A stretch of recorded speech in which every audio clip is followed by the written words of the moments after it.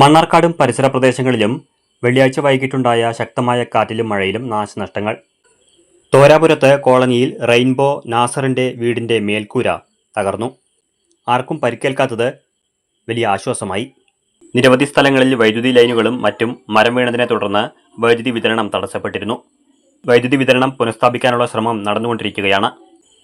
വൈകിട്ടത്തെ ശക്തമായ കാറ്റിലും മഴയിലും ശ്രീകൃഷ്ണപുരം മണ്ണമ്പറ്റ തോട്ടരയിൽ സ്വകാര്യ വ്യക്തിയുടെ പറമ്പിൽ നിന്നിരുന്ന മരം പൊട്ടി വീണു.